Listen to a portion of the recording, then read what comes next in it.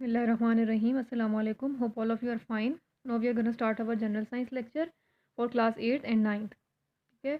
In the last lecture we have studied about vaccines and antibiotic. Hope you get the lecture. Now it's the last topic of our chapter 3. This is recycling. ठीक है, recycling के बारे में आपने बहुत ज़्यादा पढ़ा भी हुआ है और सुना भी हुआ है कि जो हमारी चीज़ें वेस्ट हो जाती हैं उनको हम दोबारा किस तरह यूज़ कर सकें, ये रिसाइकलिंग होती है। ठीक है, recycling is the collection, processing and reuse of material that would otherwise be thrown away.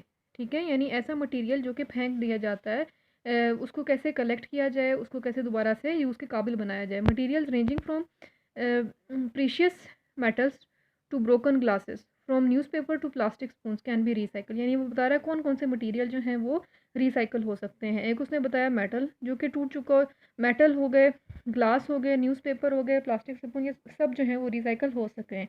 The recycling process reclaims the original materials and uses it in new material. ठीक है, यानी एक बिल्कुल नया मटीरियल बन जाता है और उसको हम इस्तेमाल करते हैं। Generally recycling of material to make new products cost less and require less energy and labour than using new material. ठीक है, यानी वो कह रहे हैं रिसाइकलिंग में जो है हमारे पास कम काम लगता है, कम एनर्जी लगती है, बजाय इसके कि जब हम एक नया मटीरियल बना रहे होते हैं, क्योंकि वो ऑलरेडी जैसे पता है किसी खास शेप में उस पर थोड़ी सी वर्किंग करके उसको दोबारा रिसाइकलिंग के काबिल बनाया जा रहा होता है, इस्तेमाल के काबिल बनाया जा रहा होता है। Recycling also reduce pollution by reducing the pollution produce during the manufacturing process. ठीक है, रिसाइकलिंग की वजह से क्या होता है कि पोल्यूशन भी कम हो जाती है। जाहिर सी बात है कि अगर वो कूड़ा करकट इधर उधर पड़ा रहेगा या तो वो बर्न होएगा या कुछ भी, उससे पोल्यूशन बन रही होती है। तो रिसाइकलिंग क्योंकि उसे इस्तेमाल कर लेते हैं तो इससे पोल्यूशन ख़त्म हो जाती है। Recycling decrease the amount of land needed for dumps by reducing the volume of discarded waste. ठीक है, जाहिर सी बात है अगर हम रिसाइकलिंग कर रहे होंगे तो कूड़ा क्रिकेट फेंकने के लिए हमें अब जगह नहीं चाहिए होगी। जहाँ पर भी मटेरियल जो के इस्तेमाल होने थे, रिसाइकल होने थे, वो यूज़ हो रहे होंगे ऑटोमेटिकली, और डंप जो है वो उसकी स्पेस कम हो जाएगी, वेस्ट की स्पेस कम हो जाएगी। One glass, plastic and metals have been removed from the domestic waste, what remain is essentially organic waste. ठीक है, यानी वो कह रहा है कि अगर एक दफ़ा हम ये सारी चीज़ें रिमूव कर देते हैं तो जो पीछे बच जाता है वो सारा ऑर्गेनिक वेस्ट होता है। These organic waste can be biologically decompose and converted into humus which is a good fertiliser. ठीक है, यानी इसकी वजह से क्या होता है कि जो हमारा ऑर्गेनिक वेस्ट है वो एक फर्टिलाइज़र का काम कर रहा होता है। ठीक है, उससे यानी खाद के तौर पर उसे इस्तेमाल किया जा रहा होता है बाद में जो वेस्ट होता है। This is called bio conversion. ठीक है, यानी इसमें क्या है कि उसको कन्वर्ट कर लिया गया, जिसकी बायो कन्वर्जन कहलाएगा। Kitchen waste when decompose with leaves and grasses makes useful, यानी जो हमारे खाने पीने में हम छोटी छोटी चीज़ें छोड़ देते हैं, उसको डस्टबिन में फेंक देते हैं, तो वो जो खाना होता है, बचा हुआ खाना जो होता है, वो भी कह रहे हैं कि एक यूज़फुल फर्टिलाइज़र के तौर पर अगर उसे हम ज़मीन में डाल दें या लीव्स जहाँ पर भी पौधे हों वहाँ पर अगर हम उसे फेंक दें तो ये एक अच्छा इस्तेमाल हो रहा होता है। It reduces the amount of waste and improve soil fertility. इससे क्या होता है कि एक तो वेस्ट की मिकदार कम हो जाती है और जो हमारा ज़मीन है वो फर्टाइल हो जाता है, यानी वो उसकी एबिलिटी बढ़ जाती है वहाँ पर चीज़ें ग्रो करने की। If the waste are properly segregated the recycling become easy and purposeful. वो कह रहे हैं कि अगर यानी जो हमारी चीज़ें हैं उनमें से अगर हम वेस्ट को प्रॉपरली अलग कर दें तो रिसाइकलिंग का प्रोसेस जो है वो आसान हो जाता है और उसका मकसद भी हासिल हो जाता है। Now come to paper and paper products. Paper यानी कागज़ और कागज़ की बनी हुई चीज़ें।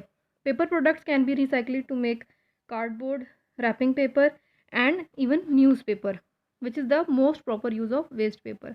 ठीक है, यानी हमारे जो बेकार से कागज़ होते हैं जो हमारे इस्तेमाल के नहीं होते हैं, वो उन्हें डस्टबिन में फेंक देते हैं आराम से, तो उनको लेकर वो रिसाइकलिंग करते हैं और उस रिसाइकलिंग से वो क्या बनाते हैं, कार्डबोर्ड भी बना लेते हैं, रैपिंग पेपर्स भी बना लेते हैं और इवन न्यूज़ पेपर भी दोबारा से उसमें से बनाए जा सकते हैं। Paper and paper products are about 20 to 30% of waste. यानी जो वेस्ट हमारा अगर हम देखते हैं टोटल तो उसमें से कहते हैं कि 20 से 30% वेस्ट जो है वो पेपर का होता है। In developed countries it is even more.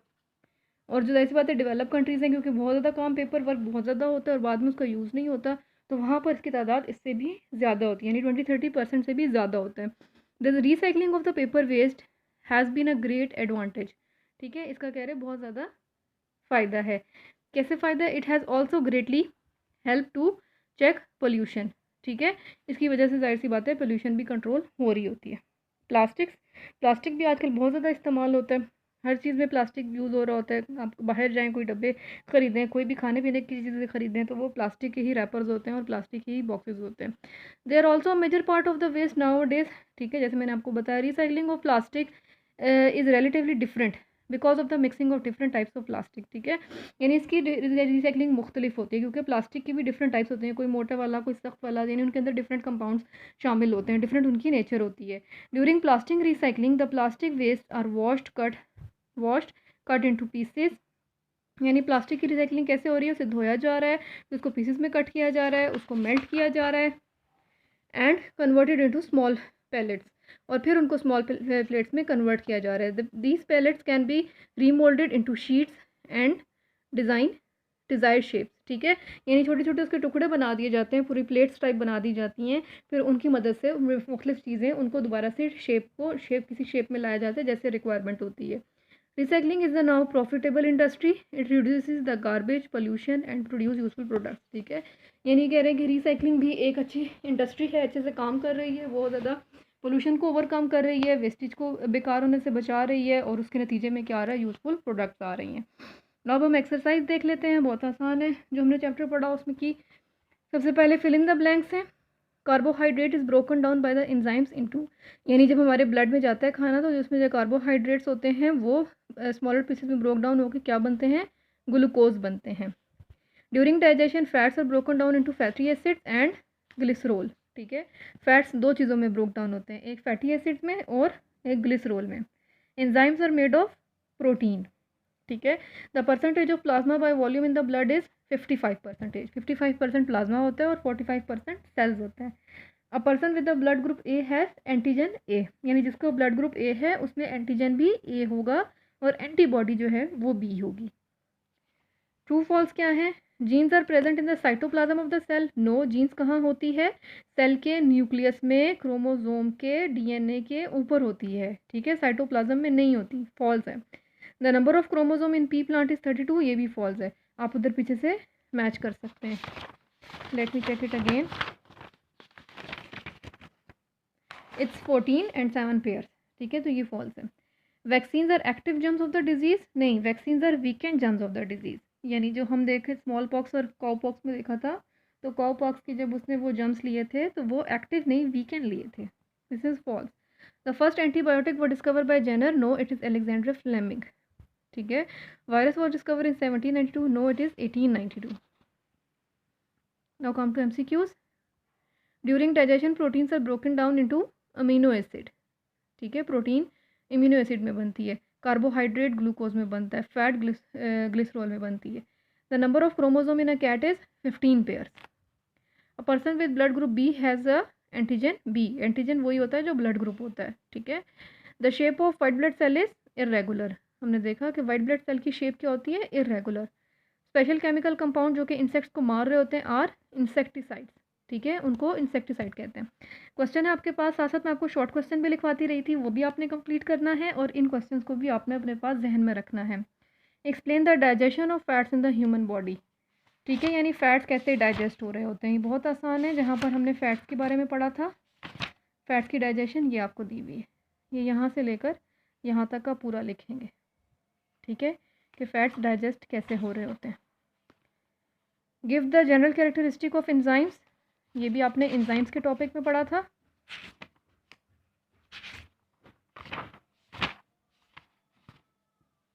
ये है, ठीक है, एंजाइम्स की जनरल कैरेक्टरिस्टिक, ये यहाँ से लेकर यहाँ तक, ठीक है। उसके बाद explain the composition of human blood.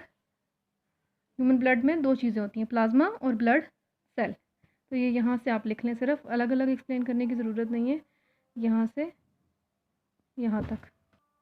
Next है discuss the blood group in man, ठीक है, तो ये ब्लड ग्रुप का जो टॉपिक था यहाँ से आप ले लें, ये ब्लड ग्रुप इन मैन यहाँ से लेकर यहाँ तक लिख दें, ठीक है, और इसमें आप बेशक ब्लड टाइप का भी लिख दें, ये वाला भी, ठीक है। Now the next is right short notes on genetic engineering, control of plant and recycling, ठीक है। ये आपके जो तीनों टॉपिक आपको दिए हुए हैं किताब में, उन पे आपने 4 to 5 लाइन्स के शॉर्ट नोट्स लिख लेने हैं, ठीक है। Hope you get the topic.